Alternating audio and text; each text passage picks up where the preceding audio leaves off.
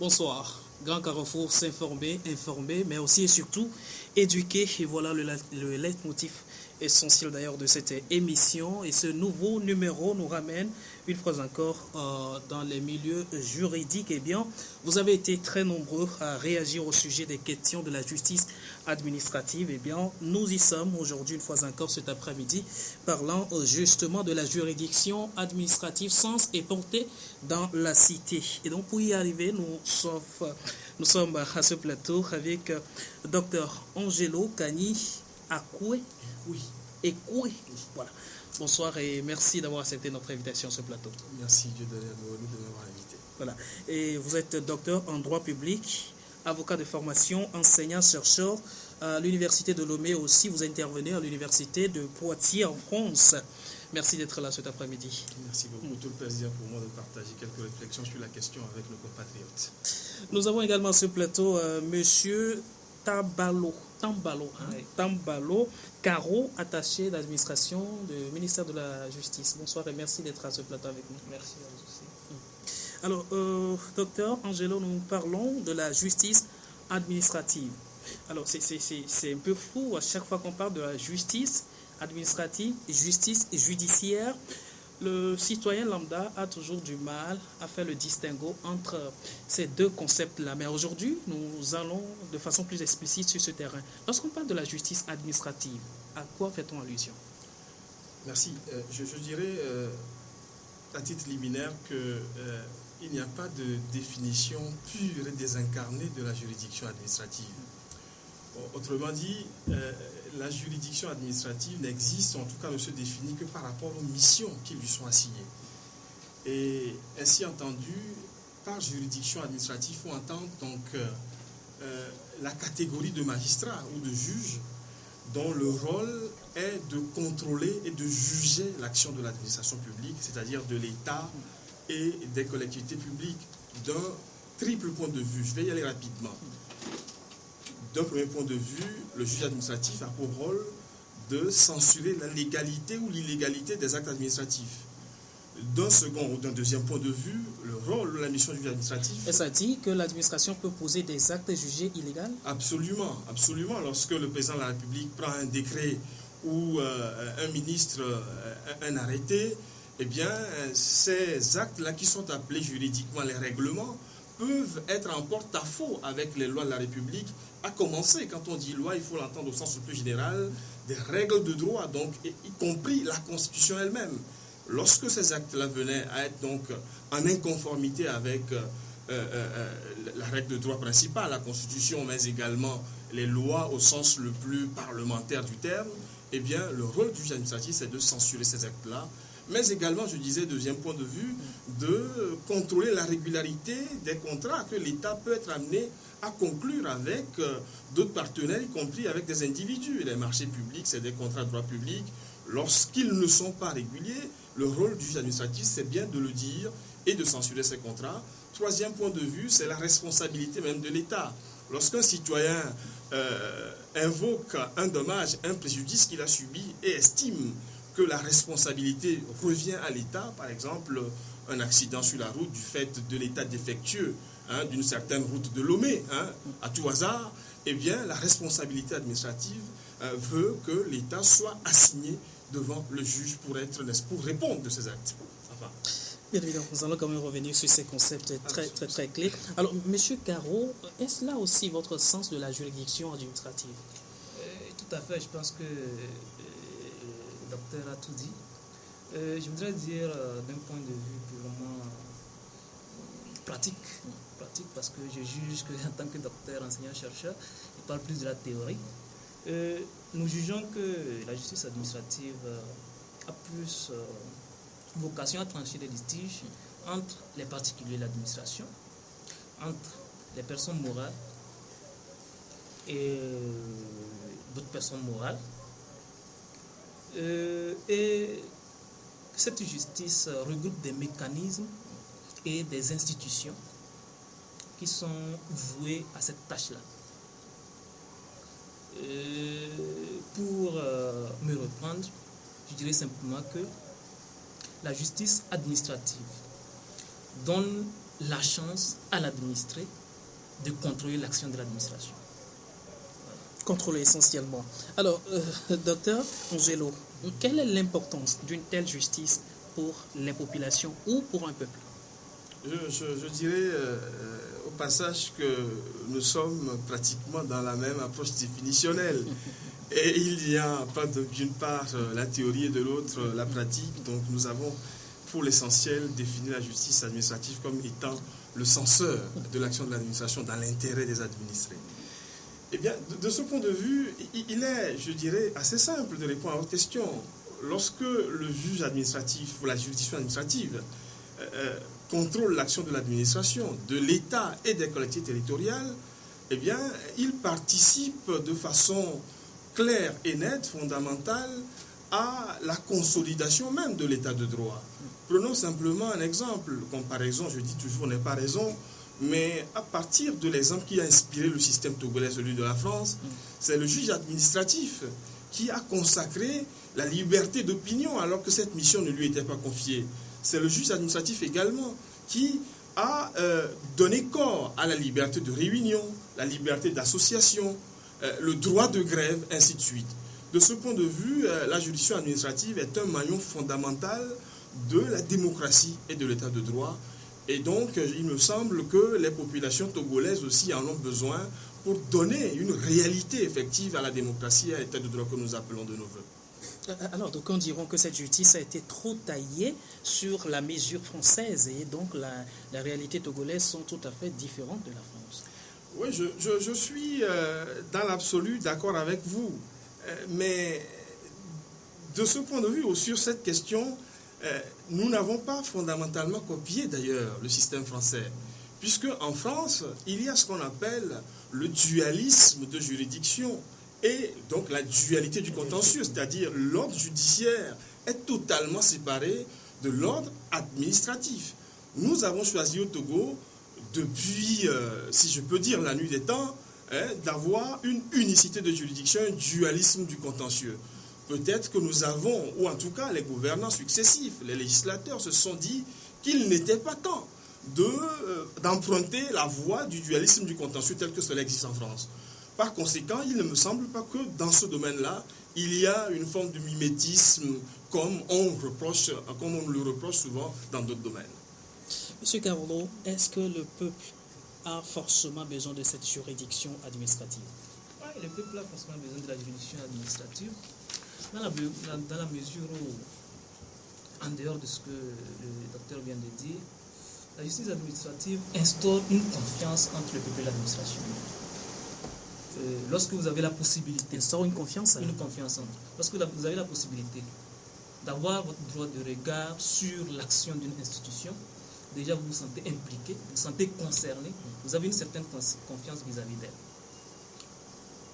Le deuxième aspect que je voudrais évoquer, c'est par rapport à l'administration elle-même. Dès lors que le juge administratif arrive à contrôler l'action de l'administration sur la demande ou non des administrés... Monsieur Carlo, de façon banale, qu'est-ce qu'on attend par l'administration? L'administration, c'est le bras exécutif du pouvoir exécutif, si je peux me répéter. Voilà. L'administration regroupe l'ensemble des organes, des institutions qui sont chargés de mettre en œuvre la politique du gouvernement dans tous les domaines.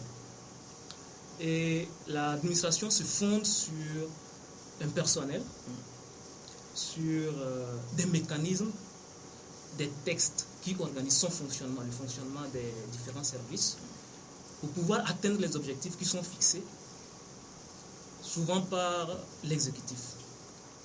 Et comme on l'a dit dans la définition de l'administration, il peut arriver que dans la mise en œuvre des politiques gouvernementales, l'administration arrive à être en contradiction avec les intérêts d'un administré.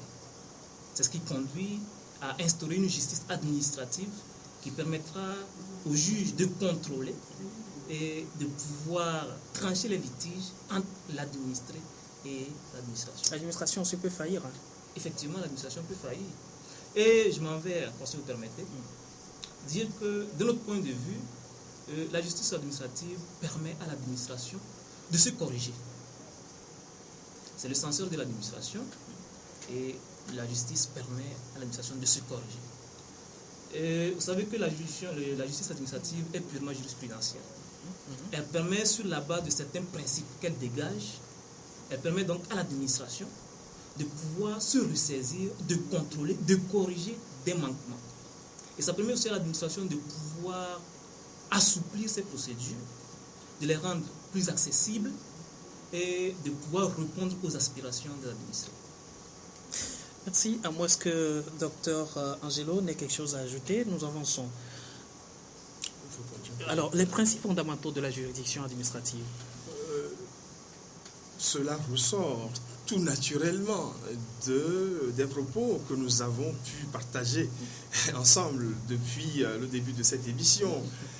En réalité, il n'y a pas, lorsqu'on parle des principes, eh bien, certains qui seraient différents selon que l'on est du côté de la justice judiciaire ou de la justice administrative. Donc, je pense que globalement, les principes de la justice, de façon générale, sont les principes aussi de la justice administrative.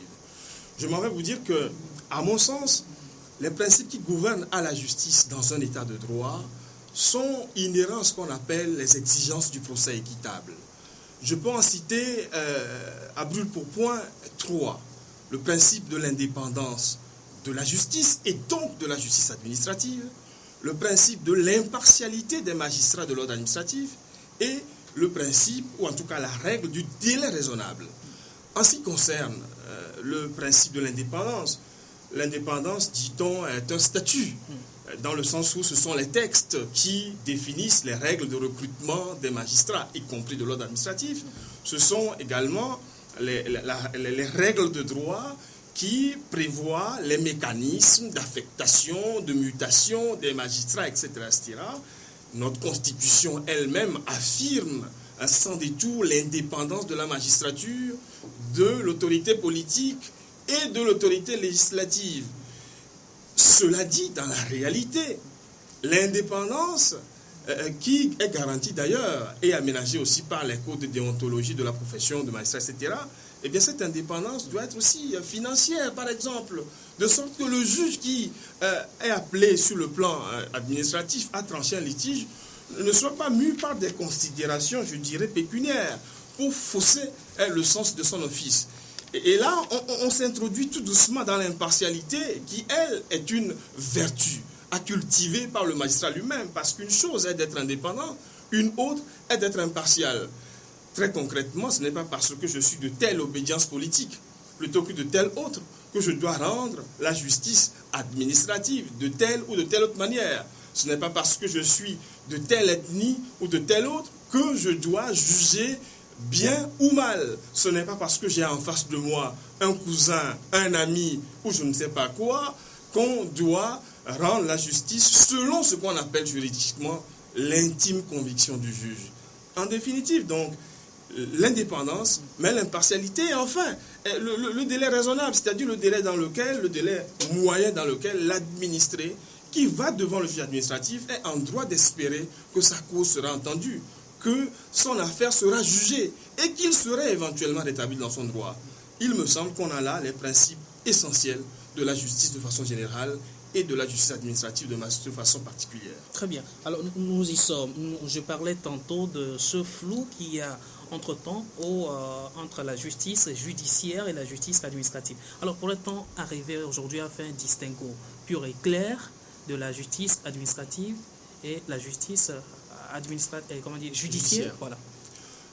Je crois que la justice administrative ayant été déjà définie voilà, par mon collègue et par moi-même, il y a lieu d'indiquer que toutes les matières qui ne sont pas de la compétence du juge administratif sont plutôt de celle du juge judiciaire.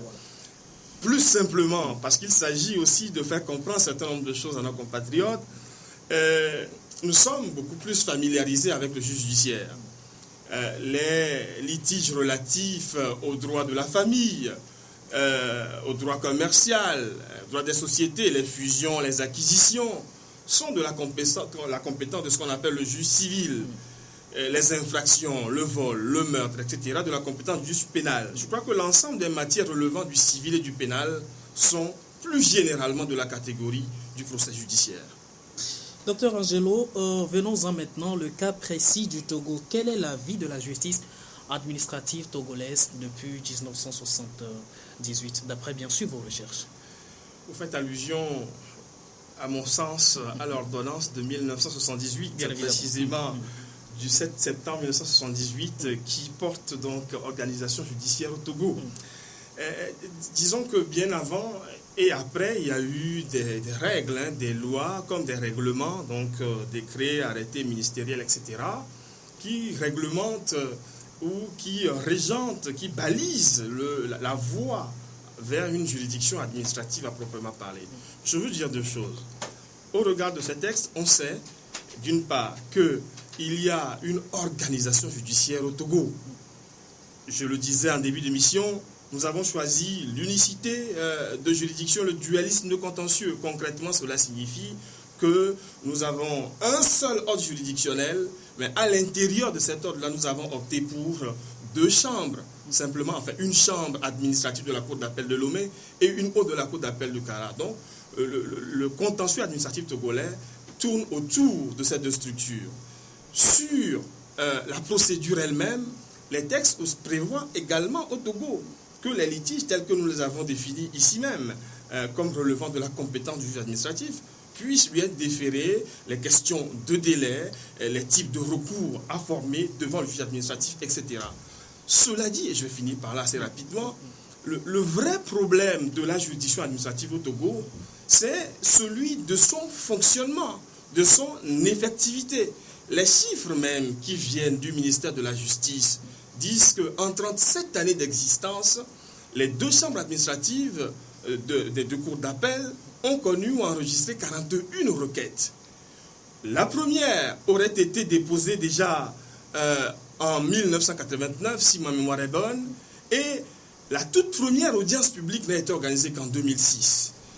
À mon sens, il y a là le nœud gordien qu'il va falloir défaire pour donner une véritable vie, une impulsion au contentieux administratif au Togo. Monsieur Caro, vous êtes de la justice, du ministère de la Justice. Quel état des lieux faites-vous aujourd'hui de la juridiction administrative togolaise?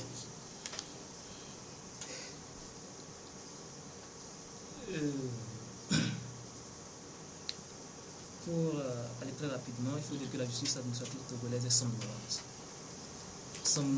Vous avez dit somnolente. Elle est somnolente. Ouais. Somnolente au regard de certaines difficultés et de certains dysfonctionnements. Là, je pense qu'il y a des efforts qui sont faits. Si aujourd'hui nous en discutons, c'est justement parce que quelque part on a décidé de réveiller la justice administrative. Alors, les difficultés que je voudrais relever, si vous le permettez, c'est d'abord l'encadrement juridique qui est insuffisant. L'encadrement juridique est insuffisant. Qu'est-ce que vous mettez dans l'encadrement juridique? Les textes qui organisent le contentieux administratif. Lorsque vous prenez l'organisation judiciaire de 118, elle a prévu bien sûr le contentieux administratif. Il y a une disposition qui prévoit une loi d'application. C'est un texte d'application. Mais aujourd'hui, cette loi n'a pas encore été adoptée. Elle n'existe pas encore. Au niveau de la Cour suprême, la Chambre administrative près la Cour suprême, effectivement, la loi portant organisation et fonctionnement de la Cour suprême détaille la procédure devant la Chambre administrative. Alors, aujourd'hui, il n'y a que la Cour suprême qui peut fonctionner à plein régime en matière de contentieux administratif. Les chambres administratives près les cours d'appel sont en veilleuse. Lorsqu'en 2005, il a fallu formuler le programme de modernisation de la justice, cet aspect de justice administrative a été pris en compte. Et il lui a été consacré un sous-programme qui permettrait à long terme d'instituer un contrôle juridictionnel de l'administration. Alors, des actions ont été prévues dans ce sens-là, et notamment la sensibilisation des populations sur l'existence d'une justice administrative au Togo, la formation des magistrats, la spécialisation, l'élaboration d'une loi, d'un code administratif, voilà, l'élaboration d'un statut des magistrats administratifs et d'un code de procédure administrative. Alors, les efforts sont en cours et bientôt nous aurons ces textes-là qui permettront d'organiser effectivement le fonctionnement des juridictions administratives.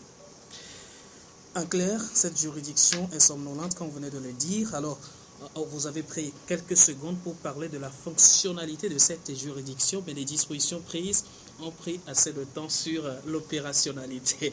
Alors, docteur, est-ce que la population togolaise aujourd'hui a connaissance de l'existence d'une juridiction administrative?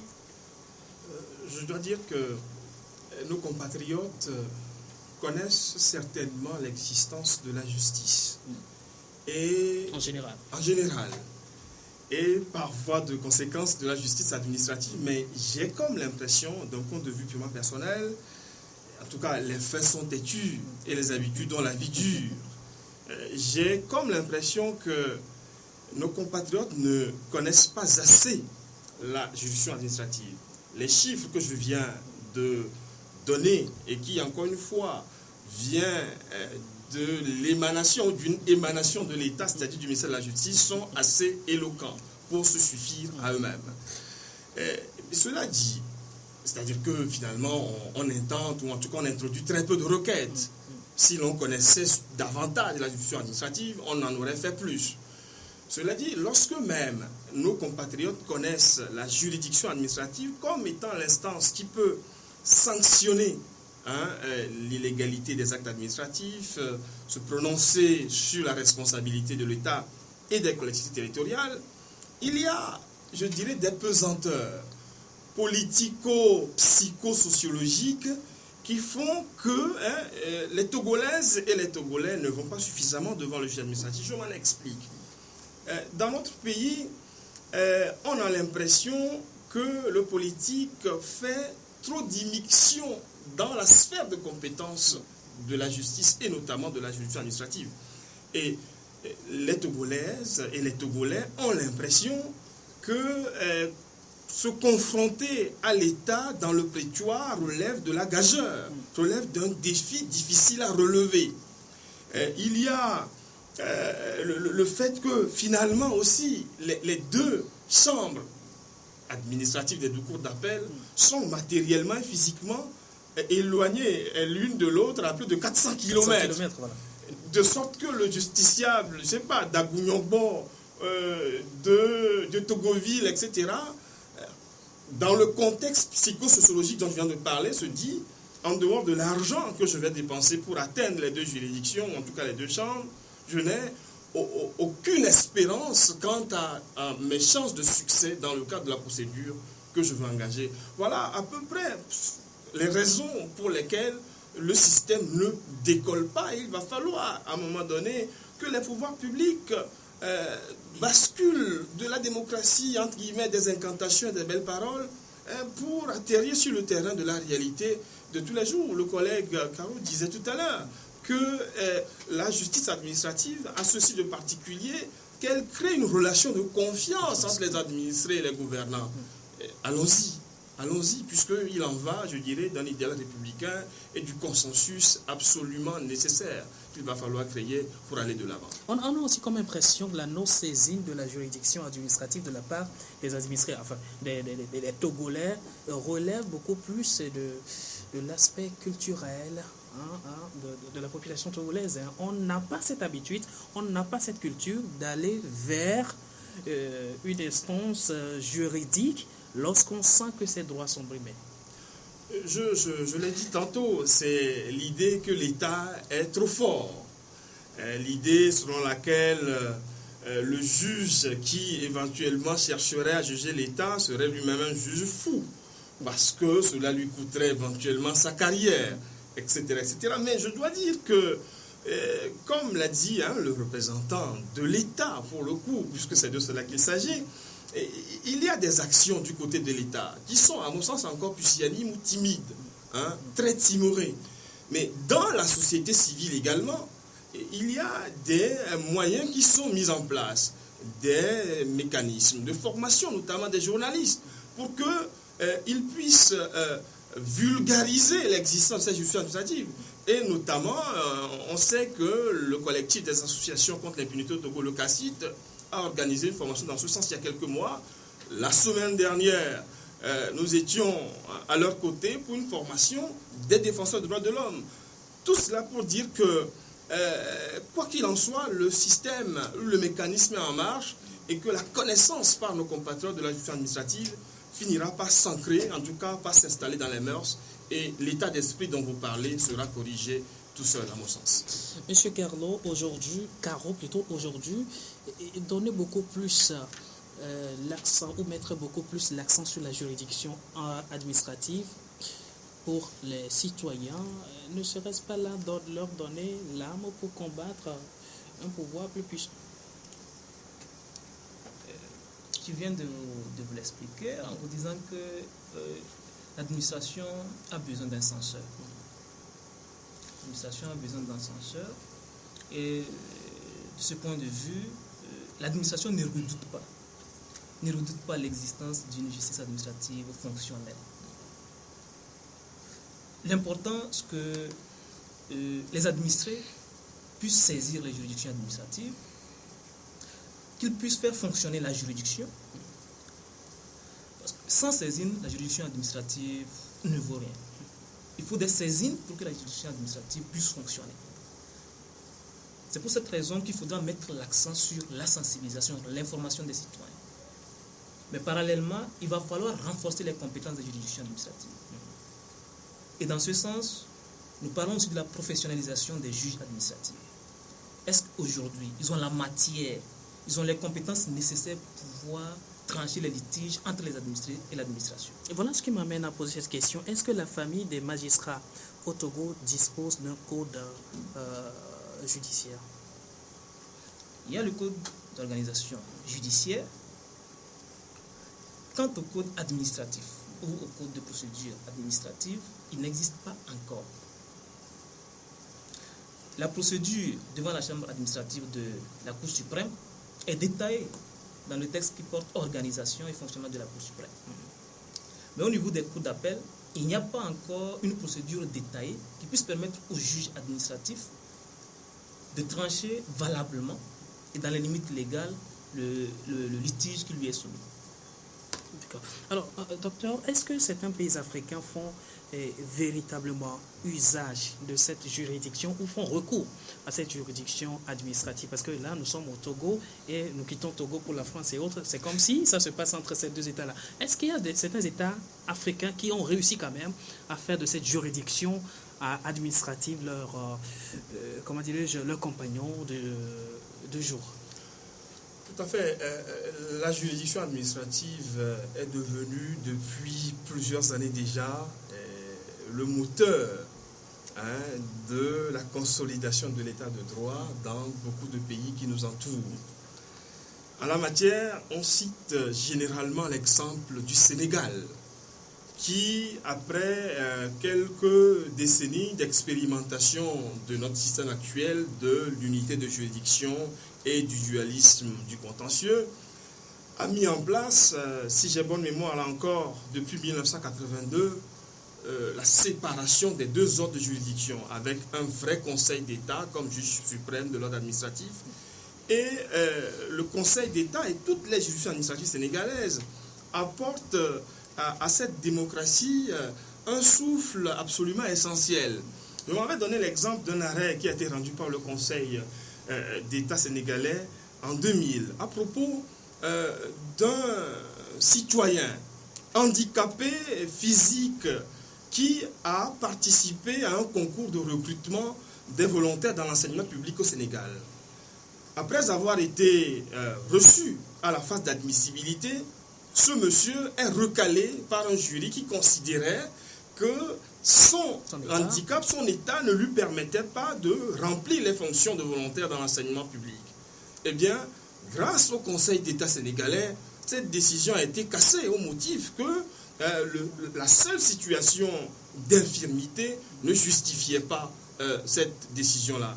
Au Bénin, à côté, un pays qui est séparé, a été séparé du nôtre, en partie par la colonisation, autrement dit, c'est un prolongement naturel du nôtre, comme nous sommes un prolongement naturel du leur, eh bien, continue d'expérimenter le système des chambres administratives d'appel. Mais le contentieux lui-même a une vie, a une existence réelle.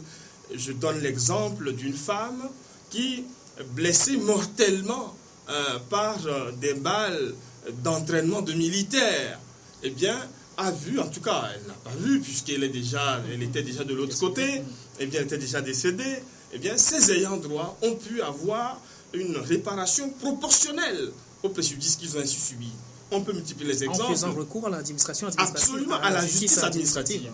On peut donner l'exemple du Burkina Faso, qui est aussi dans le système de l'unité de juridiction du dualisme contentieux. Et l'exemple d'une dame qui travaillait dans la fonction publique, notamment dans le domaine de la pharmacie. Celle-ci manipulait un produit qui s'explosa et lui fit perdre la vue. Eh bien, cette femme-là a fait valoir le risque qu'elle courait dans le cadre de sa profession et a pu obtenir, même si elle n'a pas retrouvé la vue, a pu obtenir une due réparation proportionnelle en tout cas à la blessure, en tout cas au préjudice qu'elle a pu subir. On voit donc, et je comprends la position très étatiste de mon collègue, il est très mesuré dans les mots, mais c'est à l'État, à mon sens, de donner le signal fort. La formation des magistrats, oui, insuffisante, il faut que l'État prenne les mesures énergiques pour que cela se fasse.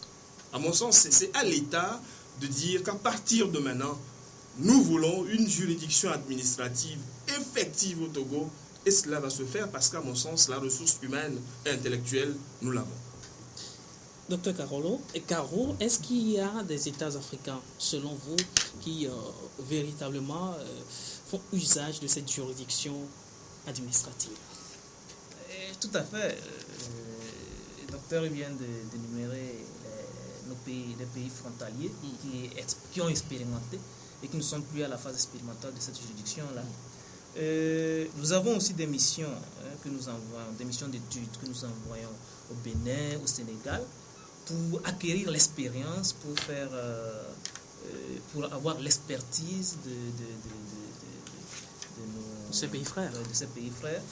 Et dont les rapports de mission sont disponibles, qui ont déjà fait l'objet d'ateliers de partage entre les magistrats et avec certaines organisations de la société civile. En réalité, comme je l'ai dit, l'État n'a pas intérêt à museler la juridiction administrative. Aucun intérêt. Tout dépend, vous savez, sont les hommes qui font vivre les institutions. Alors, c'est de la responsabilité d'abord des juges de faire œuvre utile en appliquant les règles qu'ils ont déjà à leur disposition. Parce que nous jugeons que les textes qui se rapportent à la justice administrative, qui sont déjà en vigueur, peuvent permettre, ne serait-ce qu'à la Chambre administrative de la Cour suprême, de rendre des décisions qui auront autorité de choses jugées. Alors, on a fait les statistiques, vous avez compris, quelque part, il y a une certaine réticence de la part des animateurs de ces juridictions, si je peux les appeler ainsi, à rendre la justice administrative. Alors, vous l'expliquez? Le problème lié à la professionnalisation, à la compétence, à la matière. Vous avez des juges qui sont formés principalement dans la matière judiciaire. Alors, lorsque vous les parachutez dans une juridiction administrative, ce n'est pas évident que tout d'un coup, ils s'acclimatent à la procédure. Alors, les recyclages, lorsqu'on renforce les capacités d'un individu, il faut quand même qu'il ait un minimum de b.a.-ba. Alors, s'il n'a rien, vous allez renforcer quoi? Cela signifie que les ateliers de 3 jours, d'une semaine, de renforcement des capacités des juges administratifs ne peut avoir aucun résultat. Il faut commencer dès le recrutement. Et je m'en vais vous dire que ça a commencé depuis 2010, où on recrute aujourd'hui, au niveau du centre de formation des professionnels de justice, des auditeurs qui sont spécialisés en droit public.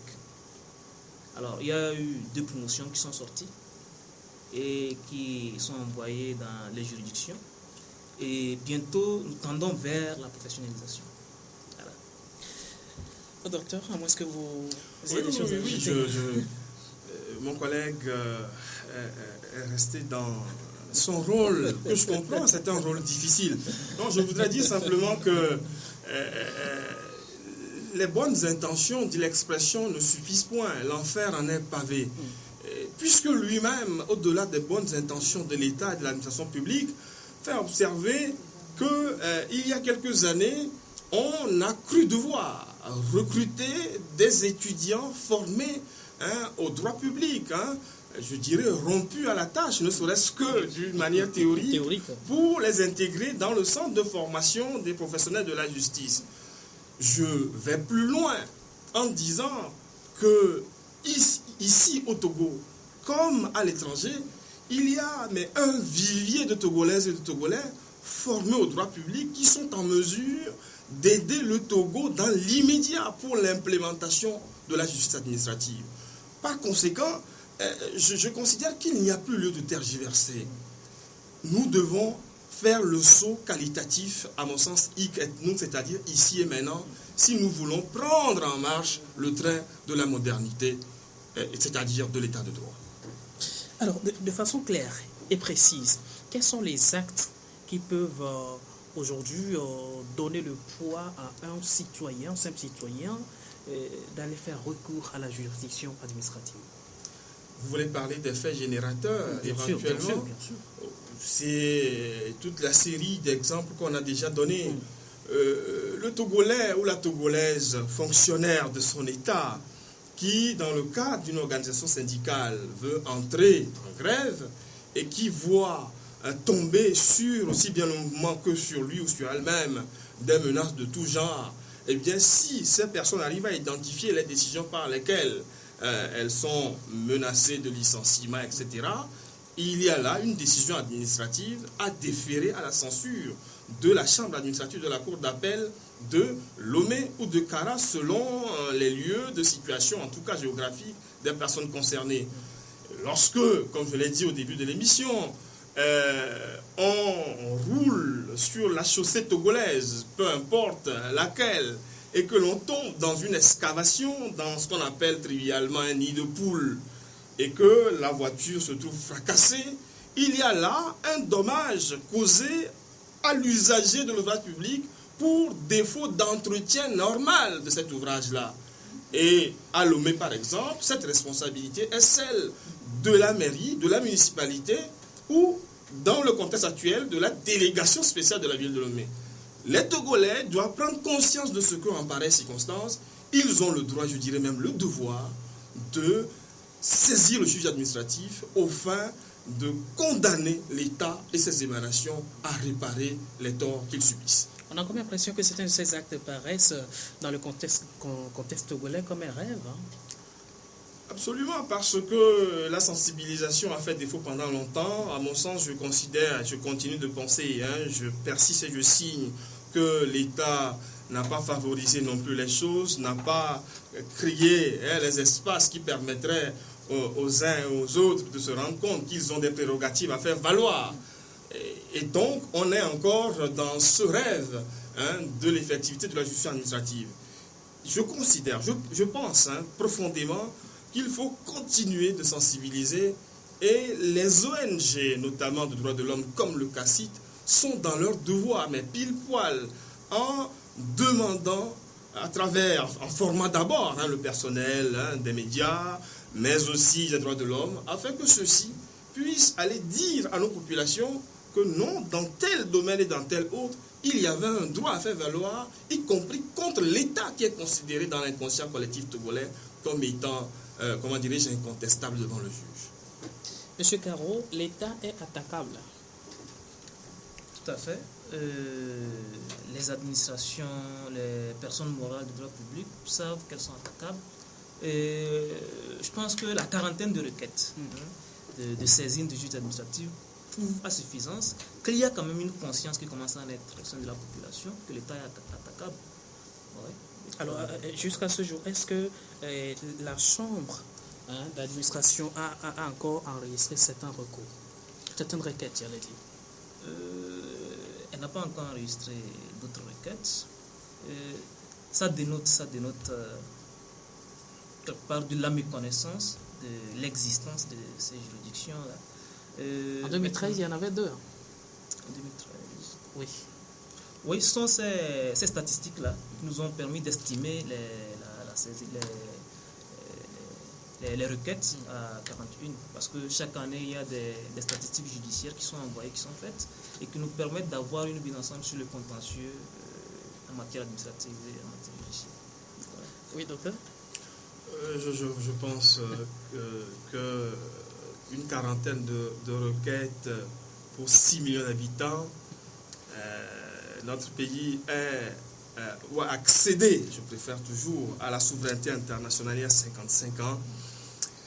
En toute rigueur, des mots que nous utilisons, cela ne démontre pas à suffisance que la juridiction existe et que c'est simplement nos compatriotes. C'est peut-être que tout est normal, tout évolue bien. Il n'y a pas de violation de droits de qui que ce soit de la part de l'État.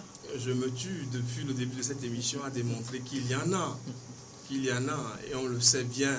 À un moment donné, il faut simplement appeler un chat un chat. Et c'est encore une fois l'ambiance psychologique dans laquelle l'on se trouve, cette idée que l'État est inattaquable, qui est à mon sens le premier problème.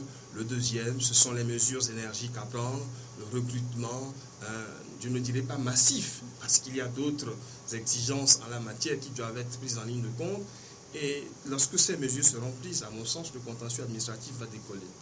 Très bien. Alors, nous allons maintenant faire un travail qui relève un peu plus de la pédagogie. Oui. Alors, quelles sont les démarches d'accès à la juridiction administrative? Il faut comprendre, de mon point de vue, mon collègue me complétera si je venais à me tromper, que de manière absolue, le juge administratif doit être saisi contre une décision de la personne publique, à savoir l'État et les collectivités territoriales.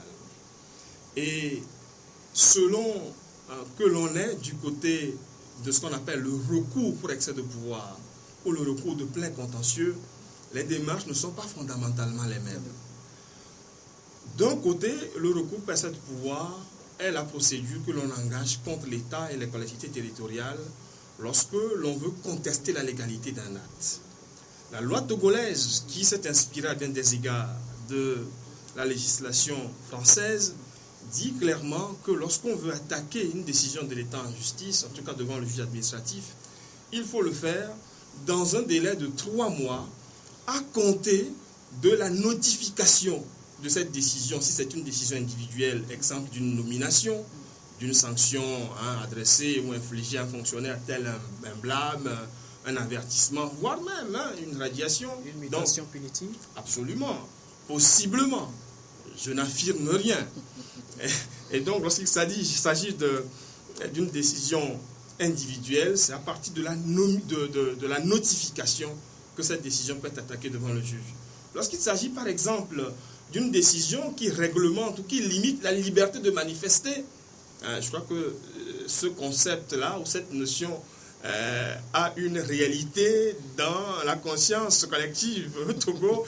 Eh bien, il s'agit d'une mesure à portée générale. C'est la publication de la décision, par exemple, du ministre de l'administration territoriale, la date de la publication, qui déclenche ce qu'on appelle le délai de computation, le délai de recours, la computation du délai de recours devant le juge administratif. En matière de plein contentieux, c'est-à-dire le contentieux de la réparation, de la responsabilité de l'État et de ses démembrements, de façon générale, et sauf exception, l'administré qui estime avoir subi un préjudice, par exemple dans l'attribution d'un marché public, encore qu'au passage, je précise que c'est la RMP qui s'en occupe, ce qui en soi n'est pas mauvais au Togo, c'est une évolution essentielle, il faut le signaler. Eh bien, l'administré qui a concouru à un marché public et qui ne l'a pas obtenu, qui estime que le contrat a été attribué à tort et qu'il en a subi un préjudice, doit adresser une réclamation préalable à l'administration en lui disant « J'ai été évincé de manière illégale, j'en ai subi un préjudice, je demande une réparation de tel montant. » Ce n'est que au refus de l'administration, refus explicitement exprimé à travers la réponse à la lettre ou implicitement formulé à travers l'absence de réponse, eh bien ce n'est qu'une décision de refus de l'administration qui permet de compter le délai de recours de 3 mois, délai pendant lequel il faut saisir le juge administratif. Je précise là aussi que le silence gardé par l'administration pendant 4 mois équivaut à une décision implicite de rejet de la requête préalable adressée à l'administration par le particulier. Monsieur Caro, le processus ou la démarche normale dans la saisine de la juridiction administrative. Oui, je pense que l'essentiel a été dit. La requête, elle est faite par écrit et déposée au greffe de la juridiction administrative territorialement compétente. Souvent, lorsqu'on parle des frais de justice, on ne s'entend pas vraiment, mais la justice a un coût qu'il ne faut pas ignorer. Elle est gratuite, mais elle a un coût. Alors, en matière administrative, au niveau de la Cour suprême, c'est 20 000 francs, vous déposez, et lorsqu'il est fait droit à votre requête, vous récupérez vos fonds.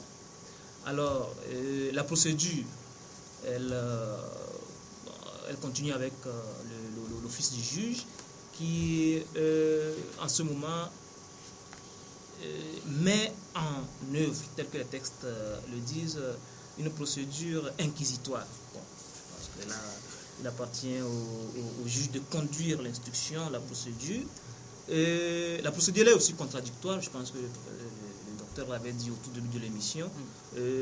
La procédure n'est pas très différente de la procédure en matière judiciaire, seulement que nous avons des exceptions, puisqu'il s'agit de l'administration.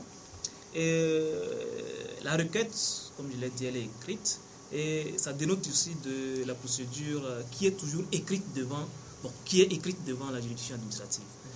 Parce que je dis toujours, l'évolution, il y a une évolution, et aujourd'hui, c'est possible d'avoir des avocats dans certaines procédures, telles le contentieux des marchés publics, où la juridiction administrative est aussi concernée, après la saisine de la RMP.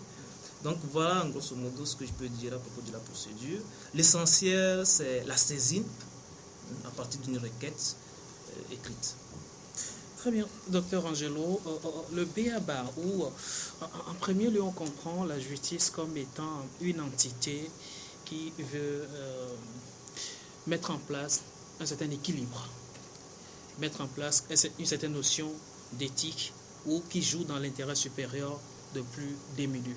Mais avoir toutes les conditions qui entourent les recours ou les requêtes, on a comme l'impression que cette justice, elle est faite que pour les riches. Vous me faites penser à la célèbre phrase dont j'oublie l'auteur, selon que vous êtes riche ou pauvre, les jugements des coups vous rendront blanc ou noir. Il est vrai qu'il y a un formalisme qui entoure la procédure administrative contentieuse. Mais j'ai comme l'impression que les choses ne sont pas si compliquées lorsqu'on passe par le canal de la pédagogie et de la répétition. Autrement dit, il faut accorder de l'intérêt à la formation et à l'éducation, je dirais, de masse, de nos populations, afin de leur démontrer finalement que quand on parle de requêtes écrites adressées à un juge administratif, il ne s'agit pas forcément d'un courrier d'un niveau universitaire. Sur le fond, il s'agit de mentionner son nom et son prénom, son adresse, de démontrer, en tout cas de mentionner noir sur blanc l'objet du litige, ce que l'on reproche à l'administration, et d'associer à cela les arguments que l'on compte porter devant la juridiction administrative. Il n'est pas compliqué, notamment lorsque l'on va vers les associations de protection ou de défense des droits de l'homme, il n'est pas compliqué de comprendre qu'une fois qu'on a reçu une décision portant sanction quand on est fonctionnaire, eh bien, ce n'est pas la date de l'édiction de la prise de la décision, mais celle de la réception effective de celle-là qui déclenche le délai de 3 mois. En tout état de cause, les choses ne sont pas si compliquées, et même la question des 20 000 francs CFA, ce qui n'est pas insignifiant, à mon sens, ne saurait être un obstacle rédhibitoire ou absolu à ce que nos compatriotes puissent saisir le juge administratif. Je sais de mémoire que les associations dont je parle, notamment le collectif des associations contre l'impunité au Togo, est en mesure d'aider le Togolais ou la Togolaise qui a envie de faire entendre ses droits devant le juge administratif dans ce pays. L'essentiel, en définitive, à mon sens, c'est l'audace. Il faut avoir de l'audace. L'État prendra la mesure des choses et créera les espaces qui feront jaillir comme une lumière la jurisprudence administrative dans ce pays. Et justement, l'audace la manque aujourd'hui parce qu'on se dit affronter ou se mettre dans cette posture ne servira pas à grand chose.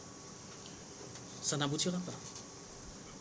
Si l'on se place dans la perspective qui est la mienne, c'est-à-dire que finalement c'est comme une chaîne. Les individus, les particuliers sont sensibilisés sur la chose.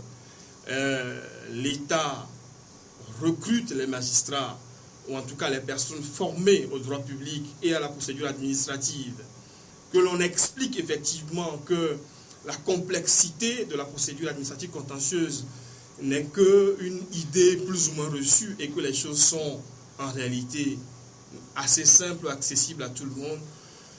Je crois qu'à un moment donné, l'a priori, en tout cas, le préjugé négatif que nous avons sur la juridiction administrative commencera par se dissiper progressivement. Il est clair qu'il va falloir du temps pour arriver à un certain niveau, en tout cas au niveau des États, des pays frères qui nous entourent. Mais je dis toujours qu'à cœur vaillant, rien d'impossible, et dans le domaine, chacun doit jouer sa partition. Monsieur Caro, docteur Caro, excusez-moi, aujourd'hui, quelle est la garantie que un juge administratif a pour véritablement s'impliquer dans son rôle de censeur vers l'administration? Bon, permettez-moi d'abord de préciser que le docteur est à votre gauche. Ça a été dit, l'essentiel en matière de justice, c'est l'indépendance. Le juge, même si nous sommes réticents à reconnaître, le juge, il est indépendant. Alors, toujours indépendant? Il est toujours indépendant. L'impartialité vient aussi accompagner ces principes qui permet au juge de trancher le litige dans des conditions de liberté et d'égalité. En dehors de ces principes, vous avez l'environnement du juge. Il faut le mettre dans des conditions optimales pour qu'il puisse prendre ses décisions. Alors, je parle des dispositions qui sont prises pour doter les juridictions du matériel et des locaux conséquents.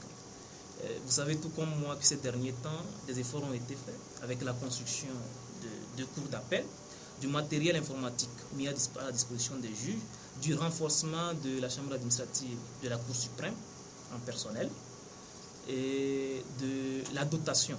Je ne parle même pas du relèvement de la grille salariale de... Bien évidemment, là, vous parlez comme un État, alors. Bien, docteur Angelo, est-ce qu'aujourd'hui, l'impartialité ou l'indépendance du juge administratif est un fait concret?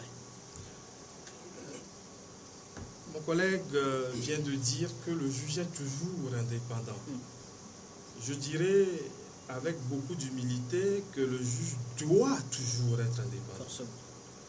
Force est de constater que ce n'est pas le sentiment partagé des Togolais lorsqu'on parle de la justice de manière générale et de la justice administrative de manière beaucoup plus particulière. Je pense que ce qui aussi décourage en quelque sorte les citoyens à aller vers la juridiction Ah administrative. oui, bien sûr. J'ai dit au début de notre entretien que les Togolais savent que les magistrats, eux aussi, ont quelque part peur d'entrer en confrontation directe avec le pouvoir politique qui les a nommés. Mais moi, je veux faire observer que l'indépendance affirmée dans les textes, elle est belle. Le Togo, en la matière, n'a rien à envier à aucun système juridique. Nous avons notre constitution qui affirme l'indépendance de l'appareil judiciaire de manière globale. Nous avons le code de déontologie. Nous avons même le Conseil supérieur de la magistrature qui, semble-t-il, fonctionne de mieux en mieux. Moi, j'ai des amis qui sont de ma promotion, qui sont magistrats, que je connais compétents et qui nous font remonter, en tout cas, dans les discussions les plus amicales que nous avons, que notre pays est en train d'avancer. C'est tant mieux. Mais il faut aller plus loin. Et il me semble qu'au-delà de l'indépendance affirmée ou affichée dans les textes, les magistrats eux-mêmes, de tous les ordres juridictionnels confondus, doivent arracher leur indépendance, me semble-t-il. Et c'est ce que j'appelle généralement le devoir d'ingratitude qu'il faut avoir à l'égard de l'autorité politique qui nomme. Il faut prendre ses responsabilités. C'est possible? Absolument. En tout cas, il faut commencer par prendre ses responsabilités vis-à-vis du politique, en jugeant simplement au nom du peuple togolais. Vous savez, quand on parle de justice, on parle de l'État, de la République. Devant la République, tout doit s'incliner, y compris les pouvoirs politiques et les juges eux-mêmes. Merci. Alors oui, M. Caro. Oui, là, je suis tout à fait d'accord avec le docteur que les juges doivent arracher leur indépendance. Et c'est ce que le gouvernement, le ministère de la Justice, essaie de marteler. Et là, je voudrais dire une chose que souvent nous omettons. Le juge de siège, il n'a aucun lien avec le garde des Sceaux. Il n'a aucun lien avec le gouvernement. Il n'a aucun lien avec le pouvoir politique. Le procureur, oui, mais il ne siège pas, il ne tranche pas les litiges. Voilà. Le garde des Sceaux peut nommer le procureur. Mais les affectations se font par le Conseil supérieur de la magistrature. Si le Conseil supérieur de la magistrature fonctionne normalement, de façon indépendante, alors je ne vois pas pour quelle raison les juges qui dépendent du Conseil supérieur de la magistrature ne seraient pas indépendants sur le terrain. Alors l'indépendance, on peut passer toute la nuit à en parler, mais franchement, on ne s'en sortira pas. Parce que tout dépend d'abord des juges, qui doivent être indépendants, en premier lieu du pouvoir financier.